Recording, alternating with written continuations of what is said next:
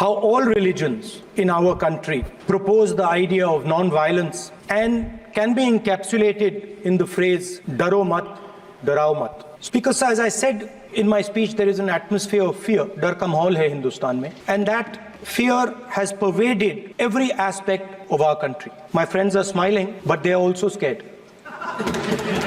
Sir, you see, the problem is, sir, in the BJP, only one man is allowed to dream to be Prime Minister.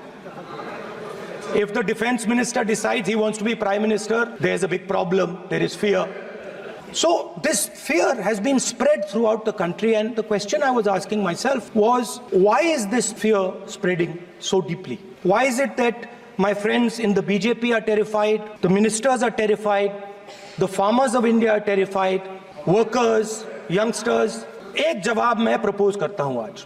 हजारों साल पहले हरियाणा में कुरुक्षेत्र में एक युवा को, अभिमन्यु को, 6 लोगों ने चक्रव्यूह में मारा था। चक्रव्यूह का एक दूसरा नाम होता है पद्मव्यूह, मतलब लोटस फॉर्मेशन। तो जो चक्रव्यूह होता है स्पीकर सर, वो लोटस के शेप में होता है, कमल के फूल के शेप में होता है।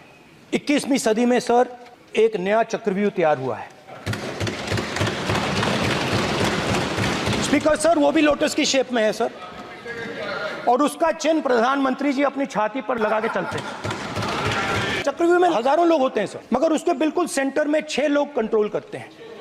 तो जैसे उस टाइम 6 लोग कंट्रोल करते थे, वैसे आज भी 6 लोग कंट्रोल कर रहे हैं।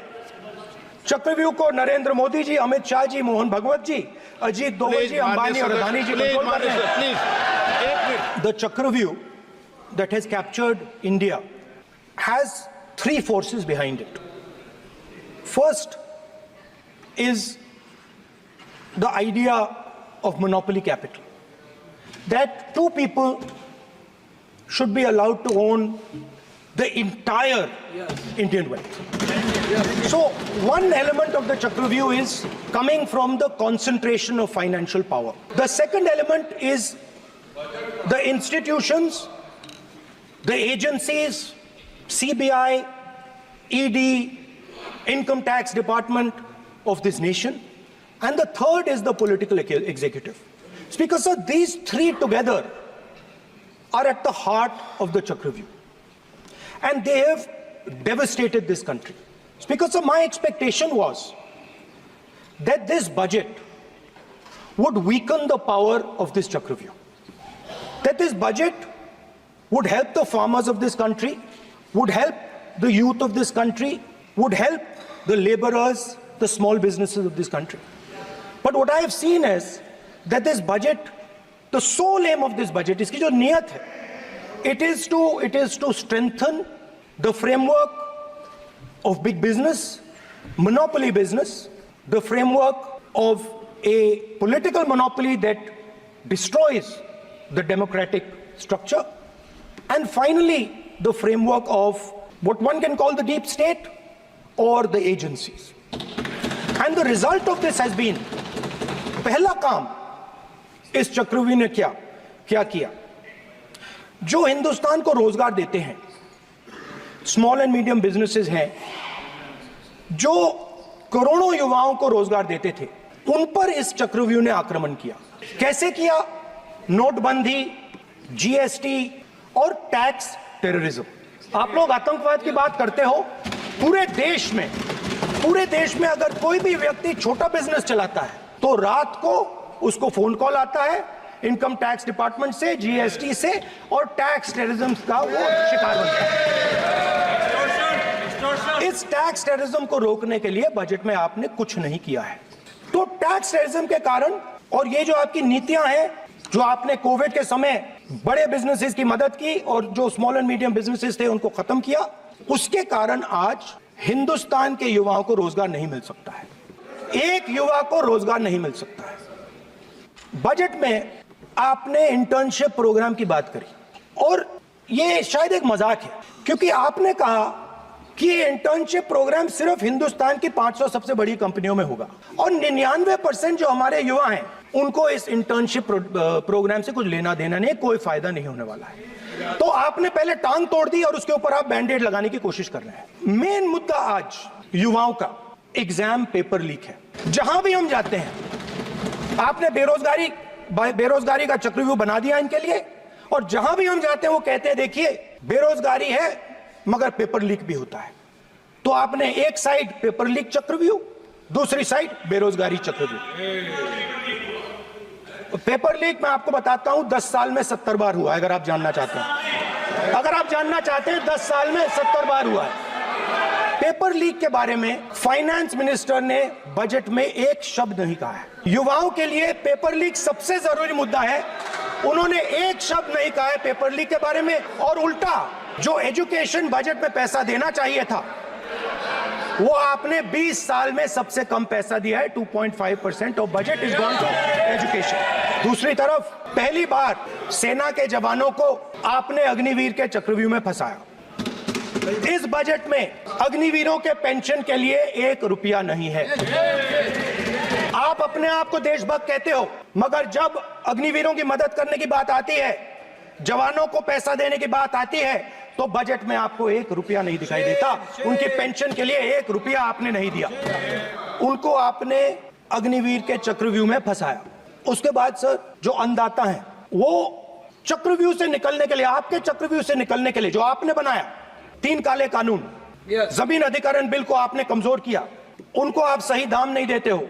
इस चक्रव्यूह से निकलने के लिए उन्होंने आपसे सिर्फ एक चीज मांगी है, 2 चीजें नहीं मांगी है, सिर्फ एक चीज मांगी है। उन्होंने कहा है कि हमें लीगल गारंटीड एमएसपी दे दें। आपने उनको बॉर्डर पे बंद कर दिया, रोक दिया, आज तक रोड बंद है। आप उनसे बात करने को तैयार नहीं है।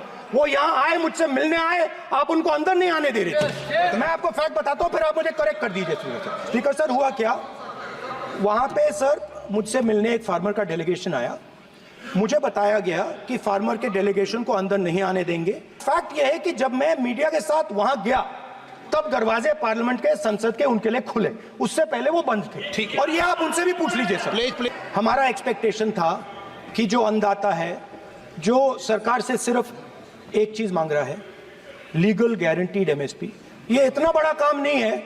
हमें लगता था कि अगर सरकार बजट में इसका प्रोविजन कर देती तो जो हमारे किसान हैं जो चक्रव्यूह में, आपके चक्रव्यूह में फंसे हैं, वो निकल पाते।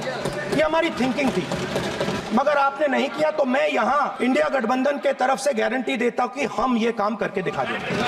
मैं हिंदुस्तान के सब किसानों से कहना चाहता हूं, गारंटीड लीगल एमएसपी हम इस सदन में पास करके आपको देंगे। सर मिडिल क्लास जो है वो शायद इस बजट से पहले प्रधानमंत्री को सपोर्ट करता था। जब प्रधानमंत्री ने कोविड के समय उनसे थाली बजवाई थी तो उन्होंने दबा कर थाली बजाई, धड़ धड़ धड़ धड़ धड़ थाली बजा बजाई। हमें अजीब लगा, मगर प्रधानमंत्री ने मिडिल क्लास को ऑर्डर दिया तो मिडिल क्लास ने थाली बजाई। उसके बाद प्रधानमंत्री ने उसी मिडिल क्लास से कहा मोबाइल फोन की लाइट जलाओ, और मोबाइल फोन की लाइट जली। अब इस बजट में आपने उसी मिडिल क्लास के एक छुरा पीठ में मारा, दूसरा छुरा छाती में, एक इधर मारा और एक इधर मारा। इंडेक्सेशन जो आपने कैंसिल की वो पीठ में छुरा था, और जो कैपिटल गेन्स टैक्स आपने बढ़ाया वो छाती में छुरा। आपने long term capital gains tax को 10% से 12.5% किया, यहां छुरी मारी, और शॉर्ट टर्म को 15 से 20% छुरी मारी। दुख की बात है, मगर इसमें एक इंडिया गठबंधन के लिए एक हिडन बेनिफिट है।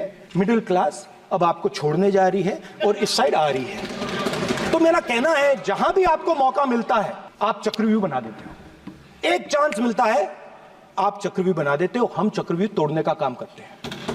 हमारे बजट में किसान का कर्जा माफ हुआ, चक्रव्यूह तोड़ा, मनरेगा हुआ, चक्रव्यूह तोड़ा। तो हम चक्रव्यूह तोड़ने का काम करते हैं, आप चक्रव्यूह बनाने का काम करते हो। आप चाहते हो कि हिंदुस्तान छोटे छोटे खांचों में रहे, हिंदुस्तान के गरीब लोग सपना ना देख पाए, सिर्फ अदानी और अंबानी। अरे सर सर कैसे बोलूं सर? सर तो सर मैं फिर मैं सर 3 और 4 कह देता हूं उनको, 3 और 4 ठीक है सर। ये जो 2 लोग हैं सर, ये हिंदुस्तान के इंफ्रास्ट्रक्चर को, बिजनेस को कंट्रोल करते हैं सर। इनके पास एयरपोर्ट है, टेलीकॉम का सिस्टम है, अब पोर्ट्स हैं, अब रेलवेज में जा रहे हैं सर। इनके पास हिंदुस्तान के धन की मोनोपोली है। तो सर मैं समझ नहीं पा रहा हूं इनके बारे में मैं इंडिकेट कैसे करूं, इनके बारे में बोलना तो पड़ेगा सर। अगर आप हमें कहो कि इन दोनों के बारे में आप बोल ही नहीं सकते, तो वो तो हमारे लिए एक्सेप्टेबल ही नहीं है सर। हमें तो बोलना है। अब आप चाहते हो कि नाम ना ले तो कोई और सिस्टम दे दीजिए हमें। A1 एंड A2 की रक्षा करनी है, मैं समझता हूँ, नो प्रॉब्लम। वो सर ऊपर से ऑर्डर आया है सर ऊपर से ऑर्डर आया है सर, मैं समझता हूँ, मैं इस पर कोई टिप्पणी नहीं करूंगा। देश में तकरीबन 73% दलित, आदिवासी और पिछड़े वर्ग के लोग हैं, और ये हिंदुस्तान की मेन शक्ति है, स्ट्रेंथ है। और सच्चाई है कि इनको कहीं भी जगह नहीं मिलती है। इनको बिजनेस में जगह नहीं मिलती है, इनको कॉर्पोरेट इंडिया में जगह नहीं मिलती है, इनको सरकारों में जगह नहीं मिलती है। ये देखिए सर, प्लीज, ये देखिए सर, तो मुझे ये करना है सर, वो देखो आगे।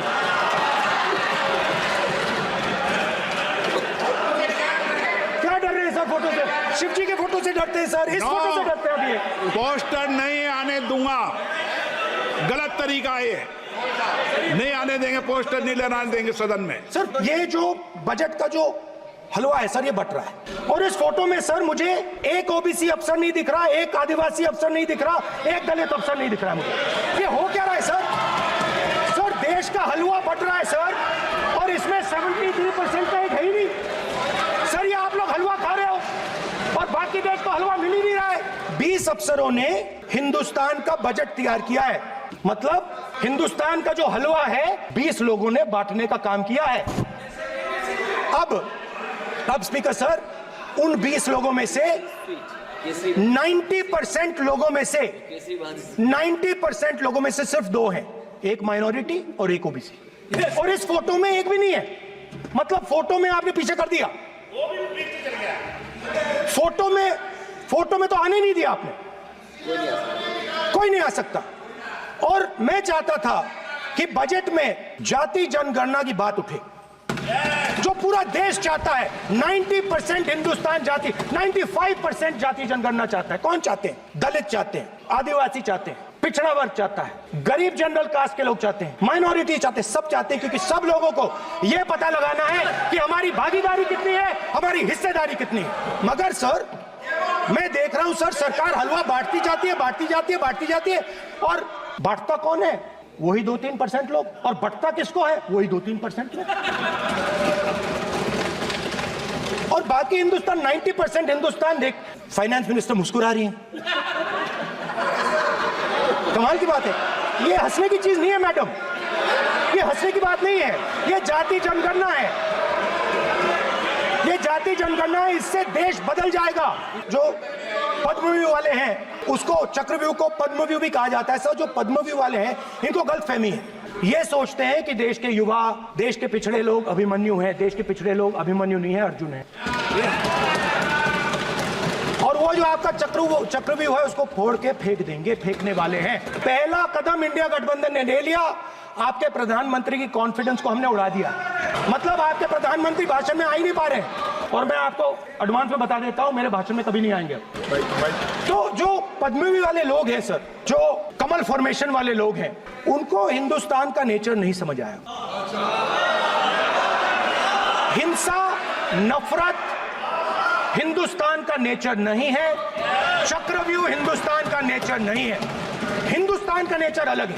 हिंदुस्तान के नेचर के बारे में अब मैं आपको बनाना चाहता हूं। हर धर्म में चक्रव्यूह के खिलाफ फॉर्मेशन होता है, हर धर्म में। माननीय सदस्य, आप जानते हो हिंदू धर्म में चक्रव्यूह का ऑपोजिट क्या होता है, जानते हो आप चेयर को एड्रेस। मैं बताता हूं सर। शिव की बारात होती है सर, शिव की बारात में कोई भी आ सकता है, किसी भी धर्म का कोई भी व्यक्ति आ सकता है, बारात में आ सकता है, नाच सकता है, गा सकता है, अपना सपना देख सकता है। गुरु नानक जी, सिखों की बात करी जाए तो सेवा करने से किसी को नहीं रोका जा सकता है, लंगर से किसी को बाहर नहीं फेंका जा सकता है। सर इस्लाम में कोई भी मस्जिद में आ सकता है, चर्च में कोई भी घुस सकता है, संघा में कोई भी आ सकता है सर, मगर इनके चक्रव्यूह में सिर्फ 6 लोग हैं सर। तो ये लड़ाई शिव की बारात और चक्रव्यूह के बीच में है। हम चक्रव्यूह तोड़ने का काम करते हैं, मनरेगा, हरी क्रांति, आजादी, कॉन्स्टिट्यूशन, ये चक्रव्यूह को तोड़ने के काम है। इससे देश में खुशी आती है, डर मिटता है, कॉन्फिडेंस आती है। आप पद्मव्यूह चक्रव्यूह बनाने का काम करते हो। चक्रव्यूह शिव की बारात को हरा ही नहीं सकता है। आप अपने इतिहास को देखिए, आप अपने आप को हिंदू कहते हो, आप हिंदू कहते हो, आप हिंदू धर्म को समझते नहीं हो, आप चक्रव्यूह बनाने वाले लोग हो। तो अंत में मैं ये कहना चाहता हूं, कुछ महीने पहले सर जो आपने चक्रव्यूह, स्पीकर सर, जो चक्रव्यूह बनाए गए हैं, नहीं, कोई अपमान नहीं किया, मैंने कोई अपमान नहीं किया, मैं कर नहीं सकता कभी, जिंदगी भर मरने तक मैं अपमान नहीं कर सकता। क्या बात कर रहे हो आप, क्या बात कर रहे हो सर? तो आपने ये छोटे छोटे चक्रव्यूह बना रखे हैं, मैं इनको समझने की कोशिश करता हूं अपने छोटे से तरीके से। कुछ महीने पहले मैं 6-7 घंटे बढ़इयों के साथ काम किया। वहां विश्वकर्मा जी थे, उनसे मैंने एक सवाल पूछा। मैंने उनसे कहा कि आपको किस चीज से दुख होता है, किस चीज से आपको दर्द होता है? उन्होंने मुझे कहा राहुल, तो उन्होंने कहा राहुल मैं ये टेबल बना रहा हूं, मगर राहुल जी कहा, राहुल जी अब कहा वो मुझे अच्छा नहीं लगा, वो मुझे अच्छा नहीं लगा, मगर कहा सच्चाई है। तो उसने कहा राहुल जी मुझे दुख इस बात का होता है कि मैं ये टेबल बनाता हूं, मगर जिस शोरूम में ये टेबल रखी जाती है उस शोरूम में मैं अंदर जा ही नहीं सकता। कुछ ही दिन पहले सुल्तानपुर के रास्ते पे मैं एक भाई के साथ, मोची भाई के साथ बैठा, उससे मैंने ये सवाल पूछा आपको दुख किस बात का होता है? कहता है राहुल जी मेरा सम्मान सिर्फ मेरे पिता ने किया था और किसी ने नहीं किया। तो मेरा कहना है सर, ये जो आपने चक्रव्यूह बनाया है, इस चक्रव्यूह से करोड़ों लोगों को नुकसान हो रहा है, दर्द पहुंच रहा है, और हम इस चक्रव्यूह को तोड़ने जा रहे हैं। और तोड़ने का सबसे बड़ा तरीका जिससे आप लोग डरते हो, कांपते हो, वो है जाति जनगणना।